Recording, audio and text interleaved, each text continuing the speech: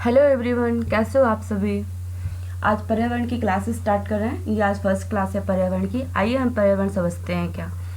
पर्यावरण शब्द दो शब्दों से बना है, परिधन आवरण, है ना।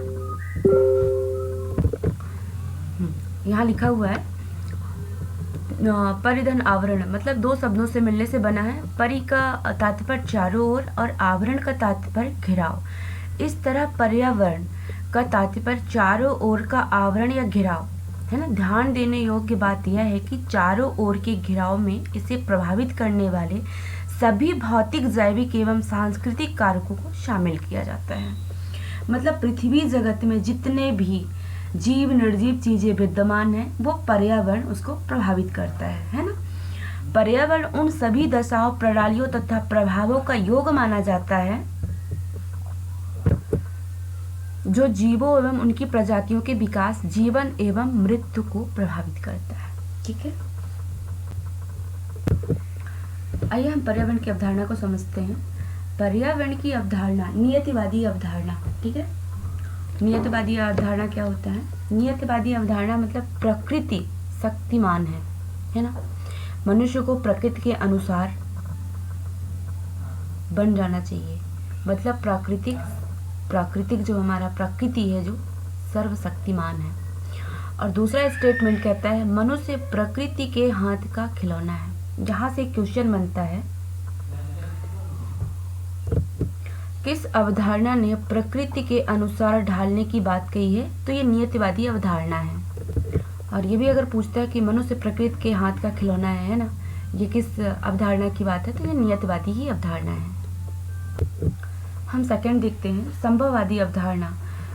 संभववादी अवधारणा मतलब ये कि ये कह रहा है कि हर चीज़ संभव है। वैज्ञानिकता पर जोर देने वाली मनुष्य को प्रकृति को सर्वश्रेष्ठ, मनुष्य प्रकृति के हर संभव फेरबदल कर सकता है।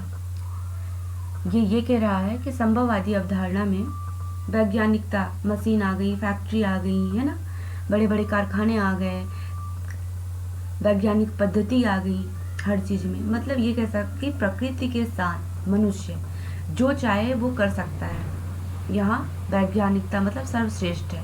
वो प्रकृति के हिसाब, प्रकृति को जिस हिसाब से चाहे उस हिसाब से वो उसका यूज़ कर सकता है ना। संभववादी अवधारणा में ये बताया गया है। हम आगे देखते हैं। हमारा नेक्स्ट अवधारणा है नवनियतिवादी अवधारणा। इसमें मानव और प्रकृति के बीच का मध्यस्थता स्थापित करता है।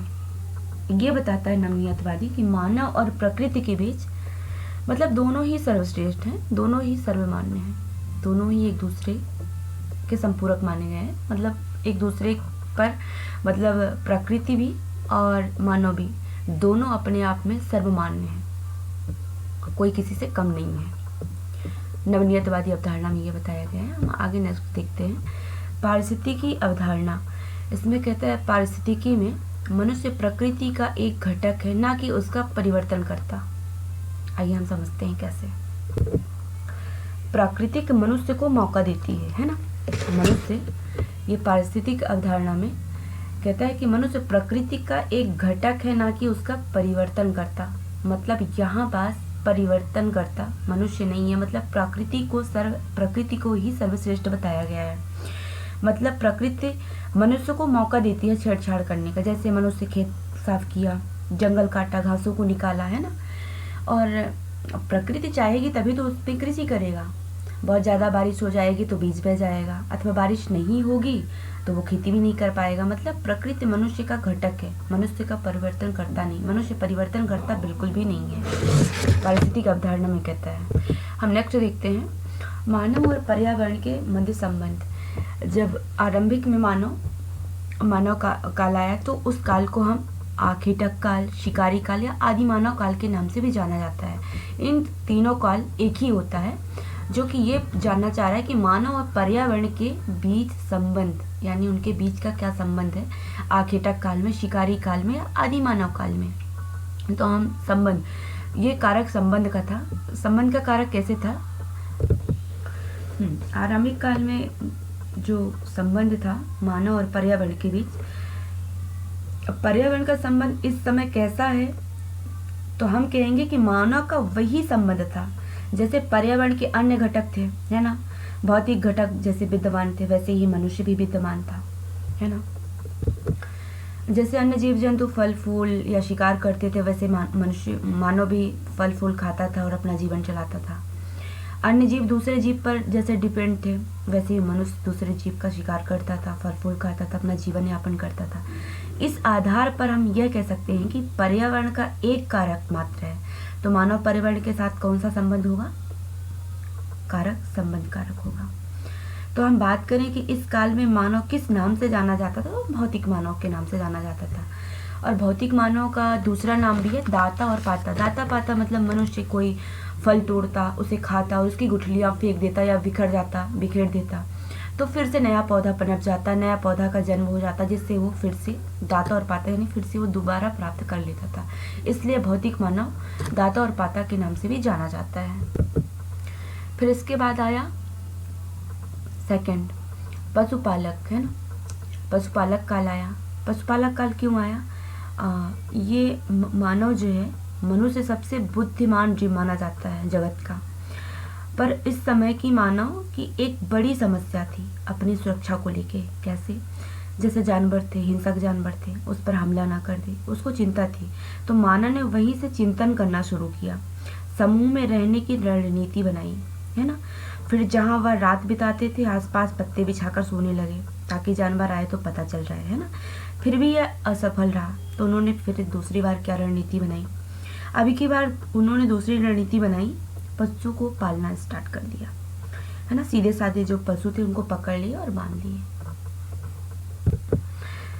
पहले कुछ दूर पत्ते बिछाए, फिर जानवरों को बांधा। ऐसे हिंसक जानवर आते और आक्रमण सीधे पशुओं पर किया करते और आदमी भाग जाते। फिर आने वाला काल किस नाम से जाना जाएगा? पशुपालन, है ना। इसीलिए पशुपालन काल। अब इसकी पशुपालक की बात करें तो इस काल में मानव पर्यावरण का संबंध क्या था? तो रूपांतरण का था, है ना।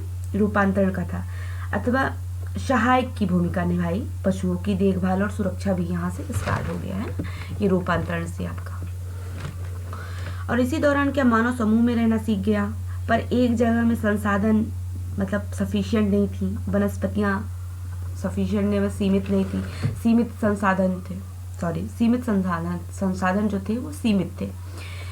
तो वनस्पतियाँ समाप्त होने लगी, तो मनुष्य की आवश्यकता भोजन की होने लगी, है ना। तो मनुष्य ने सोचा क्यों ना खेती किया जाए। तो हमारा अगला काल जो होगा वो एग्रीकल्चर होगा, मतलब खेती। तो हमारा खेती आएगा, है ना। तो मानव ने खेती करना स्टार्ट किया।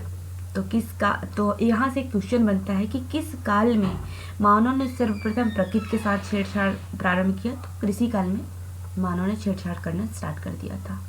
और इसी को हम कह सकते हैं परिवर्तन करता। अगर हम मानव और पर्यावरण के बीच की संबंध करें तो संबंध ये परिवर्तनकर्ता का बताता है, ठीक है। और इसका नाम जो है उत्पादन करता क्यों? क्योंकि वो कृषि करना स्टार्ट कर दिया था, उत्पादन करना स्टार्ट कर दिया था। अब हम नेक्स्ट देखते हैं प्रौद्योगिकी, है ना। हमारा आखिरी जो काल था, जो अभी भी है, प्रौद्योगिकी का अगर पर्यावरण और मानव से संबंध की बात करें तो विध्वंसक संबंध है, और इसका नाम प्रौद्योगिकी यही नाम से जाना जाता है। अब जैसे कि प्रौद्योगिकी नाम, जैसे वह काल जिसमें मनुष्य अपनी सारी ज़रूरतें इत्यादि पूर्ण करने के लिए तकनीकी और मशीनों का आविष्कार कर लिया, है ना। और संबंध की बात करें तो मानव पर्यावरण का संबंध प्रकृति के साथ बहुत ज़्यादा छेड़छाड़ किया, हवा बना लिया उसने, है ना। लाइट की, बिजली का आविष्कार कर लिया। एक नेचर का नियम था कि हम रात में आराम करेंगे और दिन में काम करेंगे, लेकिन नहीं, उसने बिजली का आविष्कार कर लिया और रात में भी काम करना स्टार्ट कर दिया। वर्तमान समय का मानव बहुत ही विध्वंसक यानी विनाश तक पहुंचा दिया। इसलिए विध्वंसक का संबंध है और नाम इस काल में प्रौद्योगिकी ही नाम से जाना जाता है। तो गाइस, कैसी रही आज की क्लास? आपको पसंद आई होगी। आप मेरे चैनल में अगर आपको पसंद आई हो तो आप लाइक करें, कमेंट करें और प्लीज़ शेयर करें। Thank you.